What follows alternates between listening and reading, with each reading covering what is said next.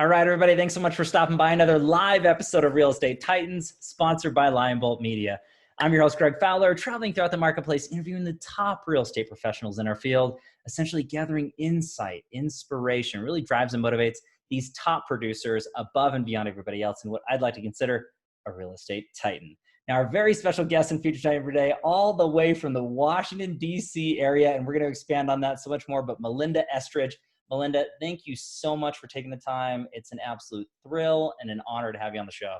Thank you very much. So I can't wait to dive into the series of questions. Really just everybody out there who's tuning in live with us right now, whether they're listening or watching, to really understand who you are and why you do what you do and just get to know you a bit better. So with that being said, Melinda, if you're ready, let's just start with the first question, which is telling everybody just a little bit about yourself. Okay. Well, as we talked about earlier, it's been so long ago since I entered the real estate field that I have to remember back to really, put together what happened and transpired. So I'd attended law school with every intention of going into law. But back in the early 70s, there wasn't a clear path for women. And I've told this story many times in my career. Okay. That, it was basically, especially in the DC area, a very male-driven profession. Okay. And women weren't making partner. And I always tended to be a bit entrepreneurial. So I got my real estate license and started selling real estate to sort of bridge that gap before I entered the law world. Well, it started taking off, and I could see pretty quickly that real estate really did not have glass ceilings for women during that time period, that both men and women were equally being successful and building their business. And I don't think homeowners were as threatened by a woman handling the process as they might accept them in other fields of business. So when I saw how well that was doing and then had the law experience that I thought was helpful, I just continued on, and the rest is history. Wow. And again, the thought process of you making that shift and adjustment to really not have that glass ceiling and really burn as hot and make a big impact, and having those lack of restrictions, I think is a huge message out there for everybody. And obviously your career has adjusted over time, and you've really learned and grown and made such an impact in the real estate world. So I would love to dive in a little bit to that, Melinda, as to when you got into real estate to kind of where you are today and what that journey looked like. So what's that for you? Now, when you say journey, just the time from getting in until moving forward. I mean, it's been 42 years this year. Wow. I no longer pay realtor dues. Love that. Which is a benefit, little emeritus there. It is a long road, and I think when I got into the business, it was a much longer road than it is now. Okay. Because the tools and systems and education that is now provided to everyone is so different than it used to be. And as I said to you earlier, we were pre-internet, pre-cell phone. You had to get out of the car to make a phone call. Everything you did was on lag time, and realtors owned the knowledge of houses on the market and all of the information people needed to buy and sell. Now, as we know, everything is totally public. Sure. And so everyone thought that the real estate profession would die out as a result, much like travel agents and other professions that have not stood the test of time. But real estate, actually, realtors have become very instrumental for people, that they may in fact find the property themselves, but the guidance and the navigation through the process, really trusting someone to know if they're making the right move, introducing them to different areas and things that they may not have thought of before. When you think about it, we have 60-page contracts here in DC, which is different than areas like Florida and other areas where it's still, a lot smaller than that. Sure. But to navigate through all that, if you don't know what you're doing, they really feel the need to have that experienced person for the most part. We have seen the onset of discount realtors and people that really don't provide the service, but more just the mechanism and the website and their order takers. Right. But especially now during COVID and this time period, I think those people are having a very difficult time because your expertise and knowledge and what needs to happen and telling people what they need to hear, has become much more important. So luckily, or I should say gratefully, people like myself, have really risen to the top, that people want to know is now it's consulting. It's not just order taking. Mhm. So the people that have been successful, I think, are even more successful now during this time period. And I'm sure, like other areas in the country, because I talk to people all over the country and other agents, Mhm. everyone appears to be on fire, even Sure. in lagging markets with multiple offers, lack of inventory, interest rates being very low, and in this election year. Mhm. So that's the good news through all of this. And I think you had mentioned earlier that agents had said they'd been through numerous shifts Mhm. in both the economy and the real estate industry. And I mean, from the time that, the gas crisis, where in the 70s you were waiting in line to get gas Wow. for 2 to 3 hours. Mhm. 9/11, certainly the crash of the market in the 80s, and then again in the 90s, Mhm. 2004 to 2006, and then shortly thereafter, Mhm. where you were picking up the pieces because so many people were losing their homes and the lending industry had changed dramatically. Wow. All those are shifts. Mhm. And if you can't bob and weave and figure out how to make things work in all of those markets, it's what keeps the job interesting, Sure. and it makes you more knowledgeable, more professional, and the ability to grow, Hmm. which if you can stick with it, because you'll find that probably 30% of all realtors that are not doing as well are very frustrated and are giving up and leaving the business. Mhm. And other people that are now unemployed in other professions are looking to real estate. Is this an avenue that might work for me? So we all know what about 1% to 2% of all the people that enter the business really treat the business as a business and run it effectively and at a high level. Mhm. And so that's because you are continually learning, and you have to have a certain continence to do this. Driven, hardworking, putting in the hours, constantly learning, and having that entrepreneurial spirit. Hmm.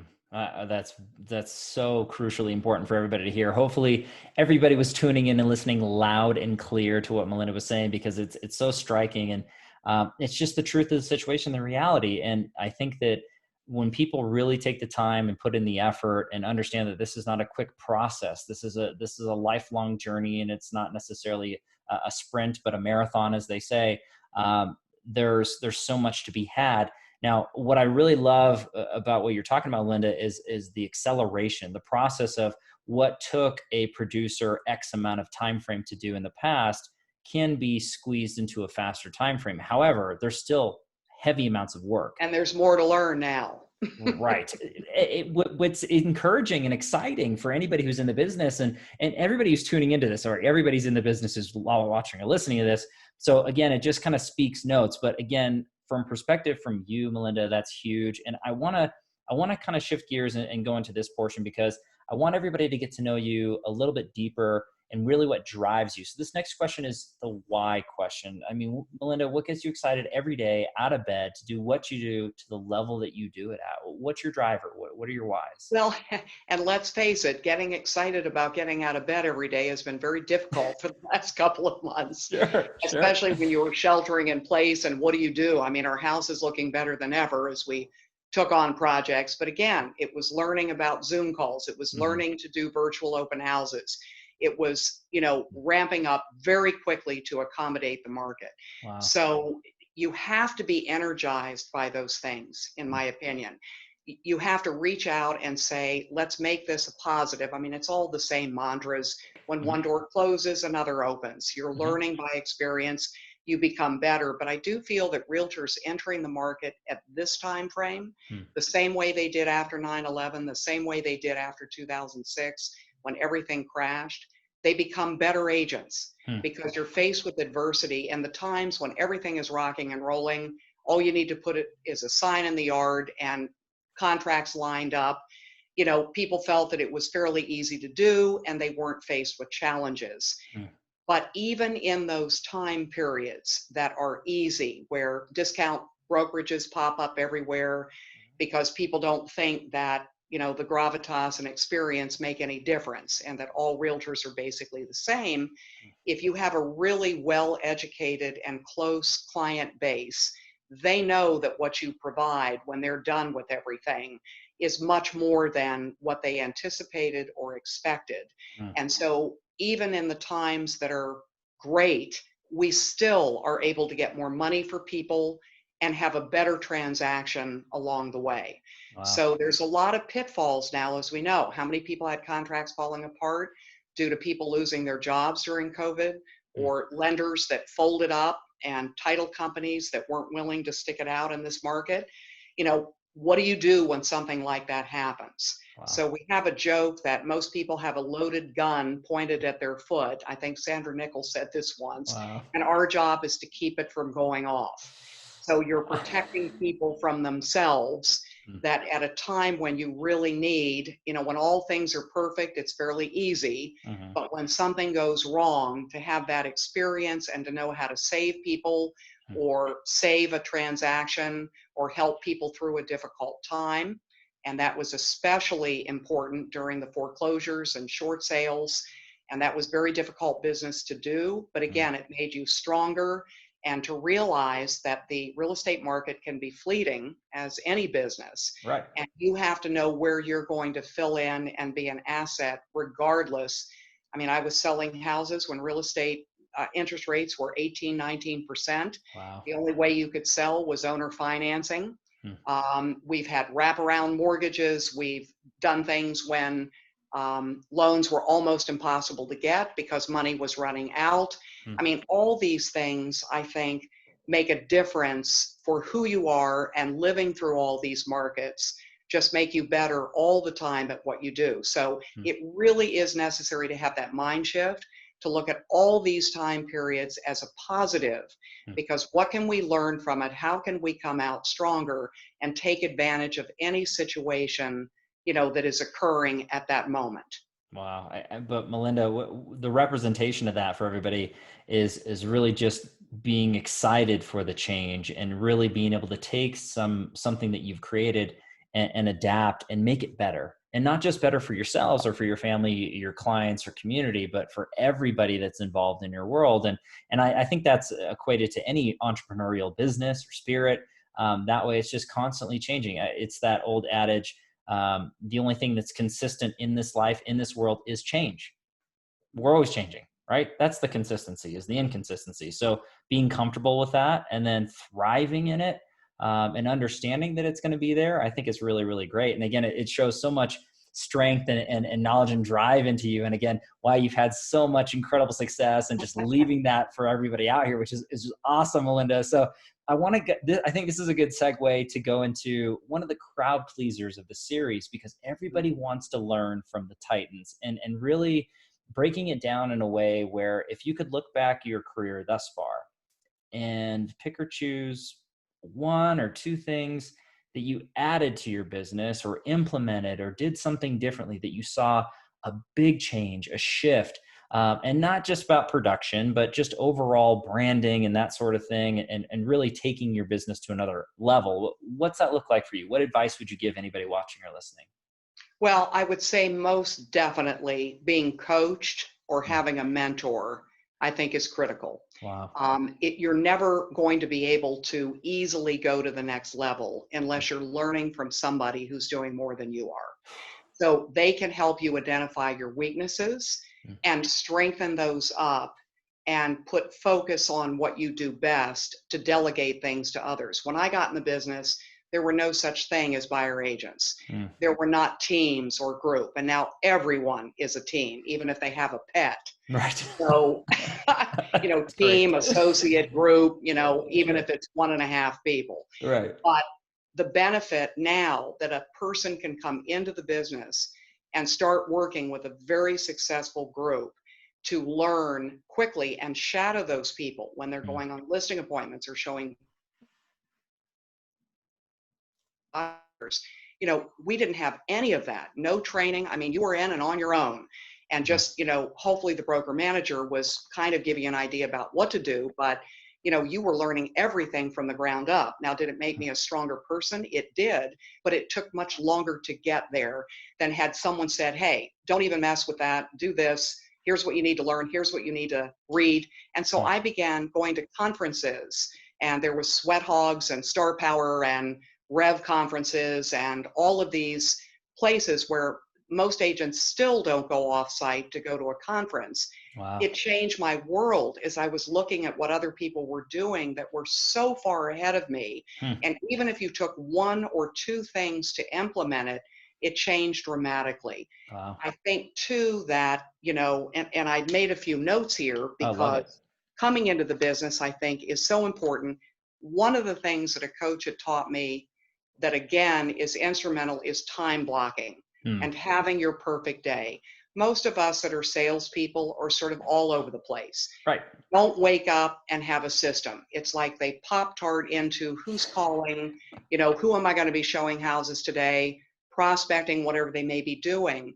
But if you learn to set aside your week, and I was terrible with this for years, Hmm. but I'm so bullet efficient now that every day I get up, I've already set my schedule the day before. Okay. So I know exactly from hour to hour what I'm going to be doing. Wow. Don't take appointments on Monday. That's prospecting, calling past clients, customers, people that are in the works, listings that I have, buyers that are, in the queue, speaking with my staff and my buyer agents to find out what they're working on and how things are progressing. Hmm. Then there are days that you take appointments. So, everything has a time.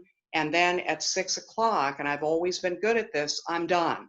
Wow. So there are people that say they're going to want to work till 8 or 9 o'clock or present, at night, present contracts then, or work longer hours. And really that's up to you. But I had made a commitment for my family that at 6 o'clock, I was going to run the business as a business. Mm-hmm. And so unless it's an emergency, I'm done for the day. Wow. And I find that if you manage those expectations with clients, they're really very good about it. Mm-hmm. I take Thursdays off, or at least try to, Okay. and tell people I'm taking Thursday off, and that unless the house is burning down, here's the people that you're going to call that will help you through this. And I think everyone respects the fact you need to recharge. Mm-hmm. I think the newer agents and people starting out have difficulty taking any time off. Right. And so, and if they're on vacation, they're constantly on their phones or checking their emails. I've learned that I don't check emails first thing in the morning. It's very distracting. Okay. That I try to have my phone calls and figure out what I'm doing. And then again, time block for the period of time I'll be answering emails, because you can just go down that rabbit hole and get so involved that you get off course. So that perfect day and time blocking is so critical. Also, starting a CRM database right out of the gate. Okay. Every single person that you meet and work with, their birthdays, anniversaries, notes of every conversation that you've had with them, their children, their pets, their life events, that everything is in this database, which becomes, I think we have over 20,000 people in our database at this point. But remember, I've been doing this forever. Sure. So, but now you have a valuable asset that over the next 5 to 10 years, when I go to sell this business, I've got something very saleable, because somebody could walk in and look at who these people are and begin to segue into communicating with them and knowing everything about them, what they've owned, what their likes, dislikes, that kind of thing. That if I'd started that, because remember we had 3x5 cards when I started, Sure. in a prospect crate, Love that it. now everything is so computerized and easy to do. But that really, I think, is critical when you get started. Wow.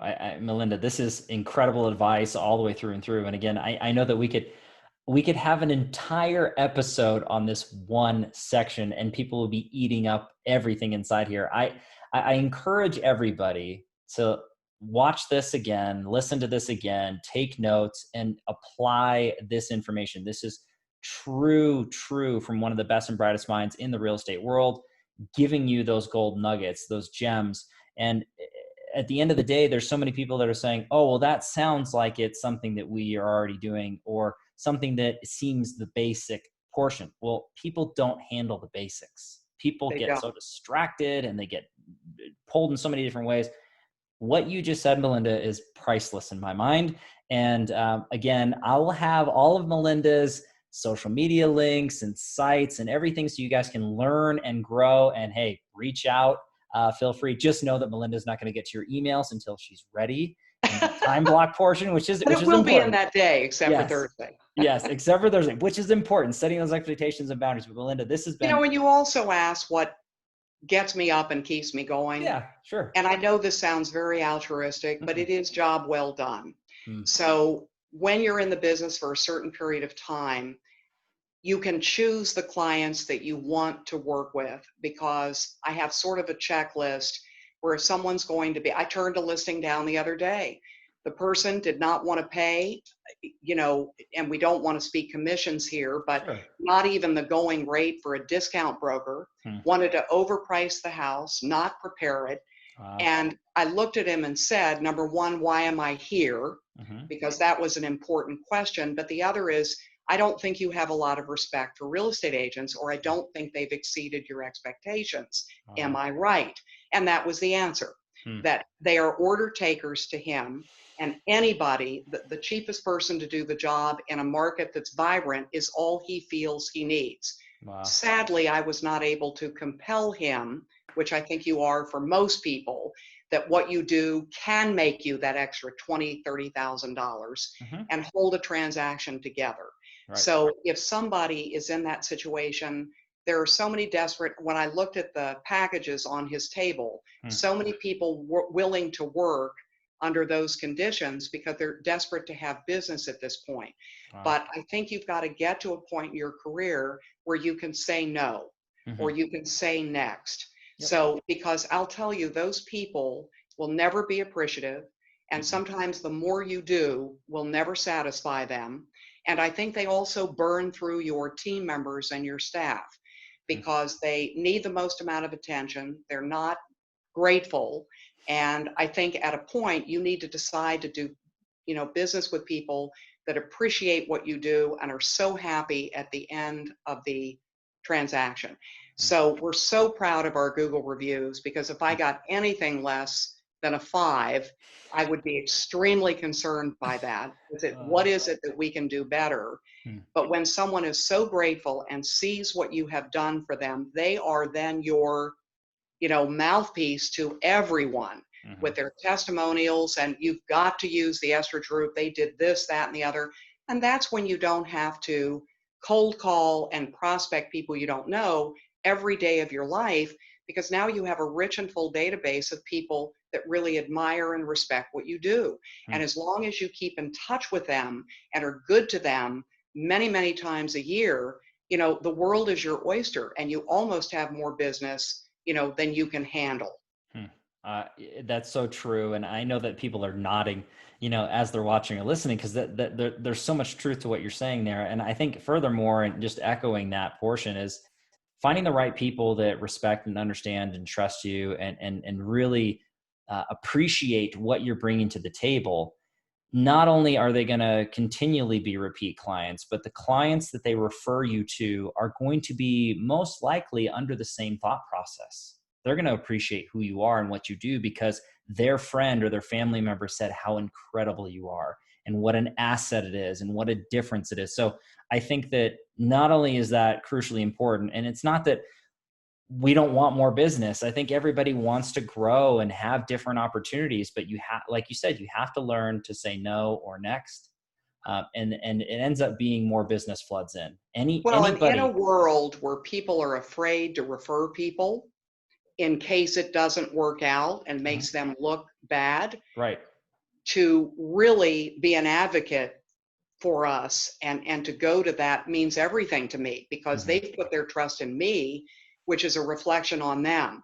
So it's as important to keep in contact with that agent that refers you someone, or a past client that refers you someone, or your sphere of influence, to let them know exactly what's happening and what you've done for these people, so that that carries on. So of course this takes time. You're not going to have raving fans out of the gate.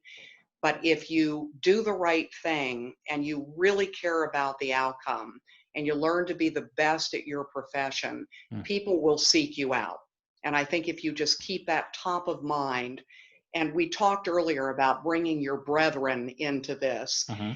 So I can tell you, having, networked and kept relationships with some of the best and brightest, and learning from all of them, including in our own area, Love it. because we started a group 25 years ago, I think, called the Power Players, Wow. which was a group started by a mortgage loan officer. Hmm. He started it all over the country, but there's only 2 groups nationwide that are still together after all this time, and ours is one of them. Hmm.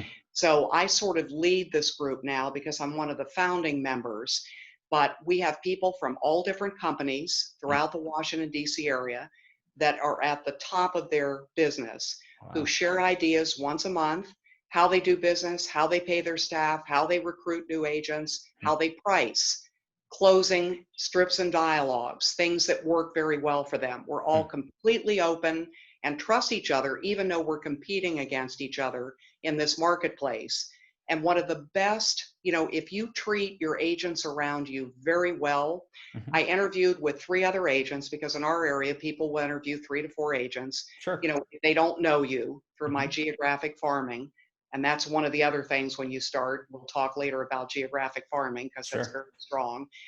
All other 3 agents, and the owner shared that with me, said, if Hmm. I had to lose a listing, I would have preferred to lose it to Melinda Estridge. She's great. She's going to do a great job for you.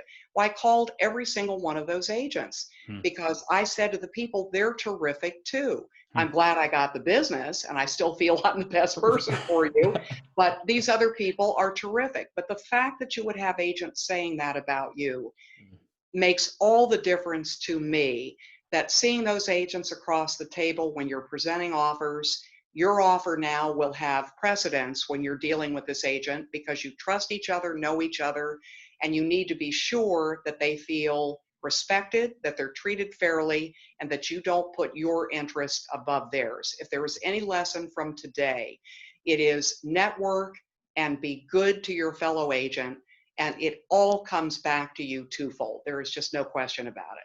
Wow. And I just think that that's absolutely incredible for the example that you're setting right here, and just kind of laying that foundation and tone for everybody. If they're not acting this way, if they're not thinking this way in their business, if they're not trying to mastermind and really make sure that they're playing well with their, uh, essentially their competitors, their colleagues, right? But at the end of the day, there's business for everybody, and there's something to be learned from everyone. And it doesn't matter what walk of life you have, how new or seasoned you are in the business. There's perspective to be taken and to be shared. And I think that that just elevates the entire industry. It elevates the entire experience for the client. To have that particular seller look down upon an industry to say that I don't need this, this, and this, I just need bare bones.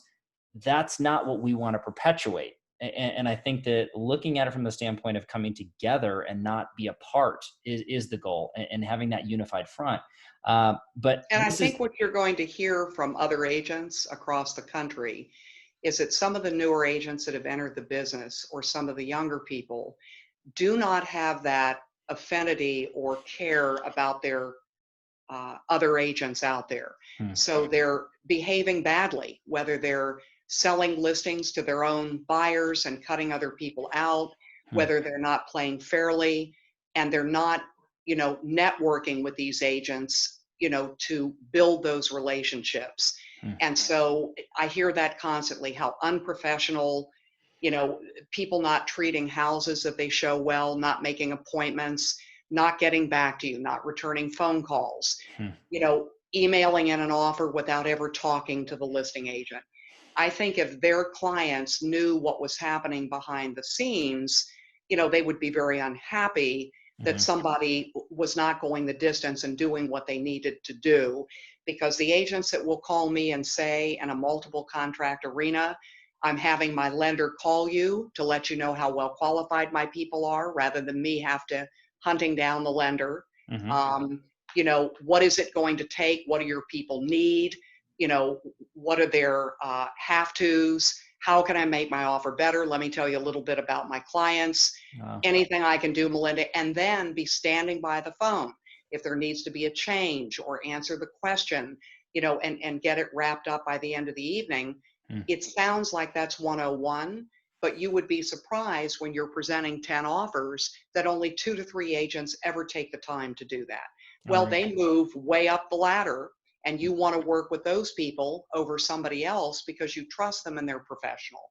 right? I mean, I think that is a commonality, and unfortunately, there's just as looking at it from the prospect of people doing it the right way and the wrong way, and I hopefully the people that are tuning into this, they really understand that let's do it to a higher standard. Let's do it the right way. Let's really learn and build this craft to something that it has been and will continue to be to that standard. But Melinda, this has just been absolutely incredible. I want to shift gears, going to this note inside here. This next question, it's the tricky part of the series in the interview, and it's the challenge question. So I always lead into it with every Titan this way. We all have challenges or struggles in our lives, whether they're personal or professional, no one's exempt.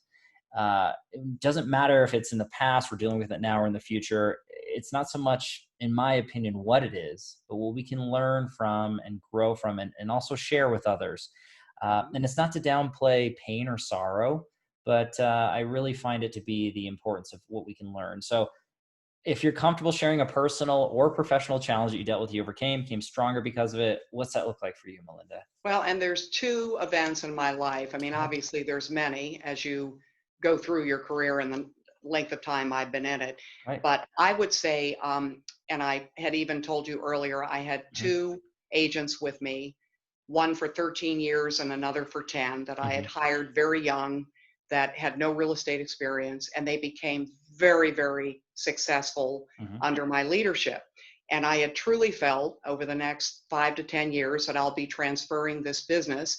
And of course, the natural order of things is they would take over the business and carry on the brand. Mm-hmm. Well, during COVID, and unbeknownst to me, there had been, because they've been so successful, Sure. they were being courted and recruited by, as we all are, all Sure. kinds of different real estate agencies.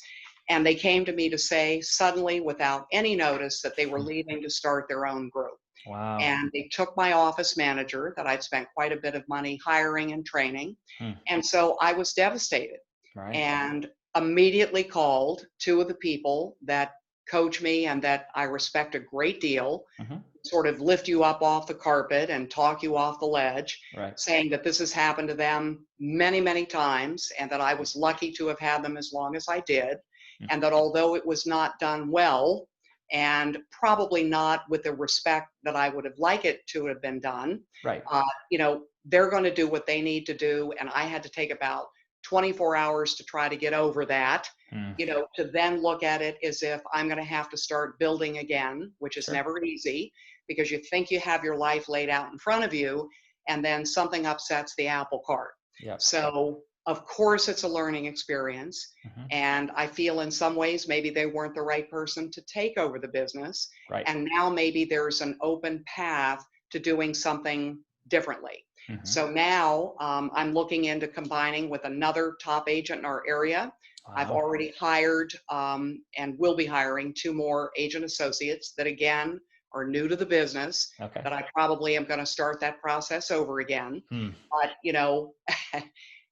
even if they were to leave in 5 to 10 years, I'll be on my way doing something else. But I Right. think everyone needs to know there's no certainty in this business. And the Hmm. people that you feel are loyal and you feel you have all the faith in the world that will stay with you, Hmm. people are always looking and doing something differently. So that was Right. the first thing that really pulled the carpet. I mean, I had calls from agents all over my area when they found out, saying, "Oh my God, I can't believe it. Wow. They loved you, this was forever." And so that was one. The Right. other, I was diagnosed with cancer about 6 years ago. Oh, And I wow. remember getting the phone call, and I was so stunned and shocked that you're just in a fog, because it was invasive. I needed surgery, chemo, radiation, all of that.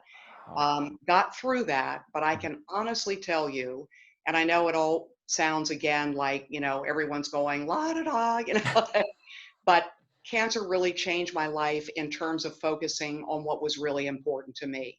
Mhm. So I think the time that it made the biggest impression, I was driving home from work, and I had been through 2 or 3 chemo sessions, and it had just started to snow. Mhm. And of course, in the past, everyone's like, "Oh man, you've got to shovel your driveway. This is slowing business down. What a pain in the neck." And as I looked to my left in the park I live near to, the geese were out. It was the most beautiful thing I'd ever seen. And in Wow. that moment, rather than seeing the problems that it caused, how beautiful everything was, and to really notice that, to slow down and notice. My husband and I became closer as a result. I Wow. found out all these other women had been through the same situation. We became closer. And then I was able to be supportive and an advocate for other people I found out that were going through the same thing to help them through this process. So, it makes you reshift. I decided at that point that there were clients I was not going to work with again because they were too difficult. Life was too precious. And Wow. to really be happy every day for your health, because we all hear it happening to other people. When it happens to you, it's a very different situation, because then you don't know how much longer you're going to have. So Right. every year that goes by where you go in for the tests again and you find you're clear, is always a breath of fresh air that you've got another year, hopefully. So I would say to people that it's sad that it takes an event like that as a wake-up call to really reanalyze your life and what you're looking at. Because as we are type A hard workers, we have to, as well as we're growing and trying to do better, we always have to ask, when is enough enough? So, when do you stop and enjoy the fruits of your labor versus pushing yourself and have it be never ending?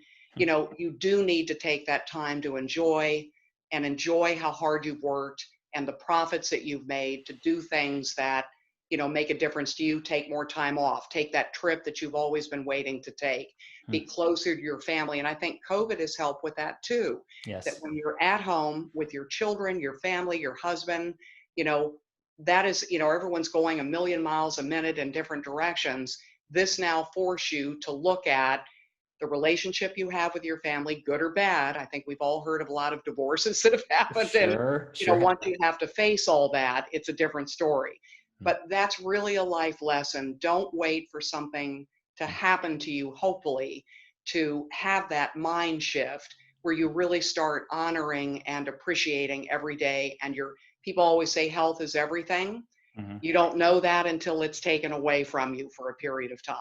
Yeah, I mean, Melinda, that's so true. And first of all, I just want to thank you for sharing those things, because it's not easy to air your stuff out in front of everybody. But I guess the point to that is that when you're talking about the professional and the personal, it's something that you've taken to your heart and you've learned and grown from, and obviously have been able to share that with loved ones and everybody out here who's watching or listening. And that makes a difference. That makes an impact. And no matter what any of us are going through, there's somebody that has it worse. There's somebody who's already been through that. There's somebody who's Isn't lost that the that loved one. truth?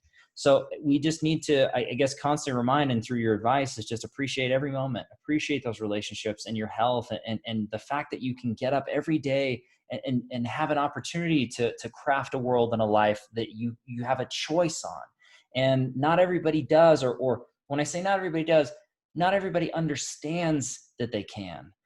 Or believes that they can. And I just, that part to me is so crucially important, because at the end of the day, we're all people, and it doesn't matter what your production is, or, how large your team is, or what you've done in your career. And it's at the end of the day, it's the impacts, and it's you living your world and inspiring others, but then continually inspiring yourself to do more for others. And Melinda, that was really, really, heartfelt, and I appreciate you sharing that with everybody, because again, it's not easy to kind of talk about that, but I really like that section. I do want to shift gears on a Well, softer. and I want to make one more comment that we Please spoke do. about before the interview. Please do. Is that, a lot of people watching this, when they see people that have been in the business a million years and they're doing 1,000 transactions or 150 transactions, or they've got a group of 50 or a group of 5 or 6, you have to really find your comfort level about what you want. So everyone wants to grow and make more money, but what does that look like? So how far do you want to go? You don't have to emulate people that have a group of 30. Now you can, when you hear these numbers, how many people are working with them or for them. So Sure. I don't want people to be intimidated with, well, I'm never going to get there and I'm never going to be that, so why even try? You know, be good at what you do, be the best. If you are curious or interested about growing, I always think having some sort of group or team is helpful because it helps you have a life. So having done this all on my own, I chose not to want to be behind the computers to do social media, to fill out contracts, to do all the legwork, to put together the listing packages, to do all of my marketing myself, which is what a single agent will do. There Right. were people better equipped to do that. So then you say, well, how are you going to pay them? So these are all the leaps that you make as you go along, but you do tend to figure it out. And if you are entrepreneurial, whether you share an assistant with somebody, whether, a buyer agent comes to you, it's some group of people that all have the same goal, that then you can go on vacations and let people handle your work when you're gone and not have to be checking your phone or email every 5 seconds, even though I know there are people that still do. But, when you can join forces so that even if you're down one day, someone else in the group is going to lift you up. So having that concerted group effort for me was really a game changer, because I wanted to work harder to help them be better. So that's the rejuvenation. When you're doing this on your own for a long period of time, you can run into these lulls and down times where you're not. But if you have a staff that you need to be accountable to, and they're there every day, and agent associates that are looking to you to answer questions and help them develop their business, now you have that structure and day that you've got to show up. And so if anyone is even thinking about starting a team or a group, that's a good reason to do it. Wow. Love it. And again, from perspective of walking that, eat, sleeping, and breathing, to be a true practitioner and then listening to that perspective, to me, is priceless. And I absolutely love the fact that you're saying this and bringing this to the audience, because it's incredible. I want to go to this part. It is a softer question, and it's actually one of my favorites. It's the travel back in time question. So again, as we kind of pre-discussed before we went live, but going through, this is not to change anything you've been through in your life. The positives and negatives, they made you who you are. It really crafted and molded that in a way. But if you could go back in time, Melinda, and talk to your younger self at any time frame, any age range, what would you say to your younger self? That it's a long road with a lot of challenges, and you never know what's coming your way. And to learn to accept your situation, because when you're young, you're infallible. Nothing bad is going to happen. You don't think about health, people dying, parents dying, taking care of things. It's harder getting older because of all those things you have to learn to do and to accept as you age. So, taking advantage of every minute to enjoy everything you do, and on a night, a beautiful evening, a trip, visiting another country, having very close friends and strong relationships are the things that carry you through life and make you happy. So it's not all fun and games. That I think if you look at the long game and where you're going to be at the very end, I think I might have been smarter about some things, but without going through those challenges, I wouldn't be where I am today anyway. Right. So, as you say, we have to go through them regardless. And would I have changed anything? I probably would have gotten a mentor or a coach quicker, as I talked about before, to help, get somewhere faster. And also to try to find the areas of the business that you really enjoy the most and focus on those. Have your niche, have that one thing you really enjoy doing and perfect that so that you look forward to doing it and you become the best at it, of anyone in your market. Wow. That is one of my favorite questions. And I think you and we discussed this before we went live, but it's not because we can't go back, right? We can't change what's been going on, but we can affect today and the decisions that we're making now that reflect into our future. And that's everybody who's watching or listening, myself included. I mean, this is beautiful advice. And again, not just for young Melinda, but everybody out there, which is really, really great. So we have 2 questions left, Melinda. We're almost done, but this has been absolutely incredible. This next question is one of the crowd pleasers as well. And because everybody wants to learn the way the Titans learn. Now, this comes down to the feeding of the mind question. So I always lead into it with books you're reading or have read that you enjoy, podcasts you're listening to, influencers or coaches, mentors, conferences you attend. I mean, any way that you're really feeding your mind, what's that look like for you? Well, I can tell you that conferences, because I've been speaking at conferences Mhm. and being a moderator on conferences, which is Mhm. a very different role because you want to bring the best out of people rather than sharing what you know. Right. Conferences really changed my life. When I resonated with somebody, and I mentioned Star Power and Mhm. Howard Brenton, that many people may or may not have heard of on this podcast, but he and Mike Ferry were really the leaders Mm. in taking agents out of their area, pulling together agents that are in the business now.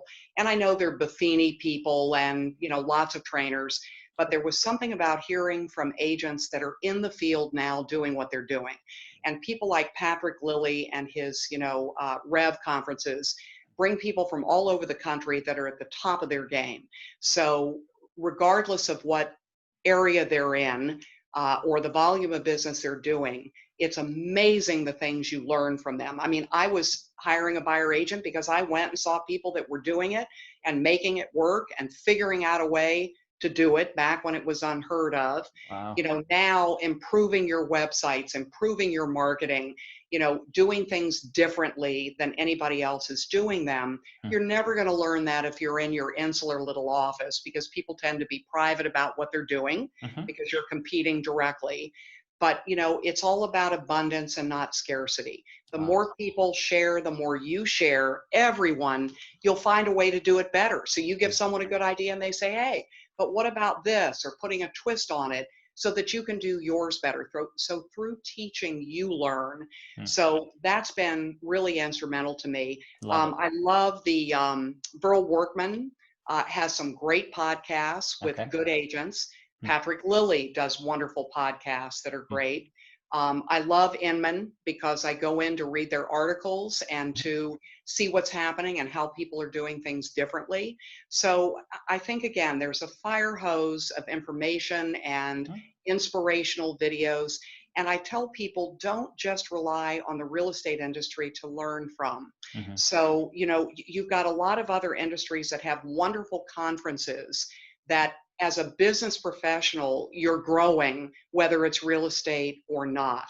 Right. So, those things, I think, too, going to a different kind of conference Mm. from a business platform that is teaching just business leaders how to do things better can Mm. also be very helpful. And again, very, very high level. So Love it. I go places, I've got several network groups. Mm. That I visit several times a year. It's good to get off site so Mhm. that you're concentrating. But, some of the conferences I go to talk about what to invest in Mm. moving in the future. Where is the world going?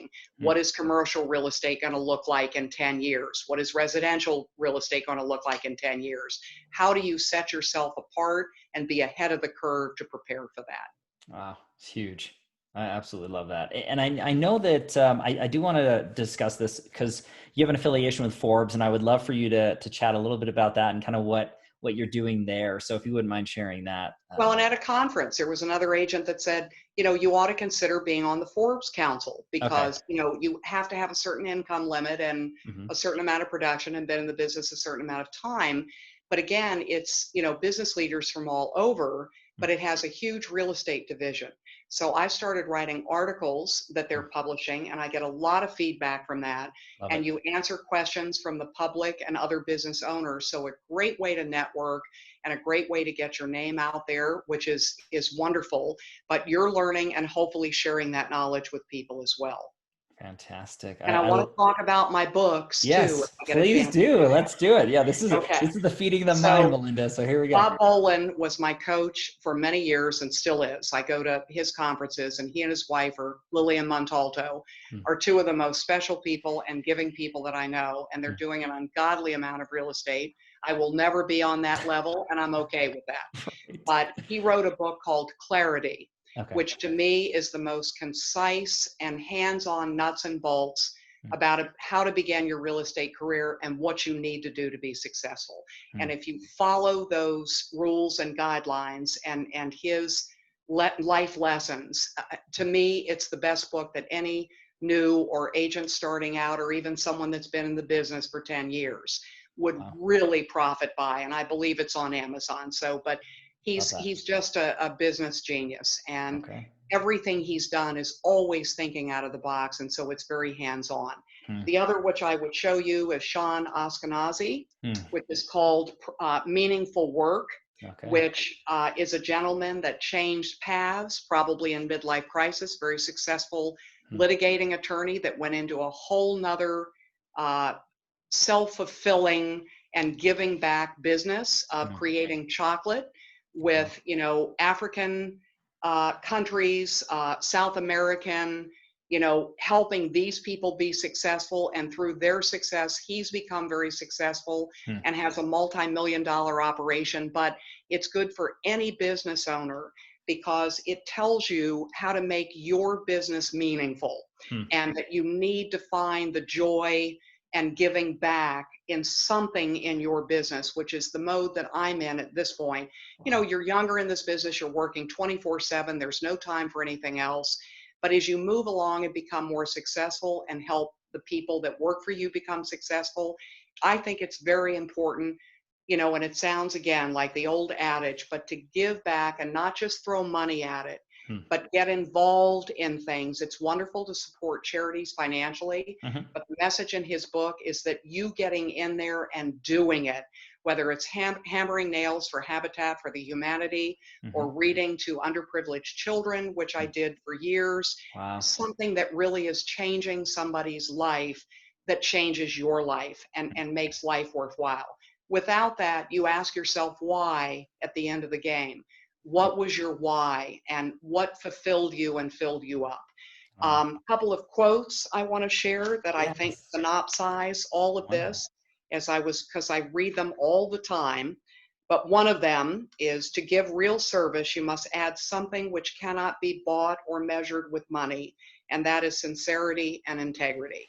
And I Wow. think that is our mantra and how we've run our business, because if you're an honest and a person full of integrity, that translates to everyone because you care about what happens to them, not what happens to you. And that is a real shift that I think is very important in our business. And the other one, which goes again to a lot of what we've been saying, Yeah. if I have seen further than others, it is by standing upon the shoulders of giants. And that's Isaac Newton. And Hmm. that is absolutely the case, that by mentoring and people doing more than you, or people that you learn from, the giants in the business, that's when it opens up and you see everything Hmm. about what you can be and what you can do, and live a purposeful life. Wow. I mean, Melinda, that sums you up so beautifully. And again, just really encapsulates everything that we were speaking for this particular episode. And I can't thank you enough. It's just been chock full of amazing information and takeaways, and so compelling for everybody out there. I know everybody is super excited about this content, and I just cannot wait to get the feedback from the Titan Nation. But I just want to thank you again, Melinda, for taking the time. And it's been such an honor and a pleasure to have this conversation with you and share this with the world. And you are an official real estate titan, so I have to dip that in there. That is an official thing. But Well, thank you. We learn from you, and that's your purpose, and makes your job so worthwhile. So you get it. I love it. Every day is a experience and a blessing, and I'm very humbled and honored just to spend time with you guys, every week, and it's incredible. But thank you again, Melinda, and everybody. Absolutely. Thank you out there, as always, for your love and support, your time and attention.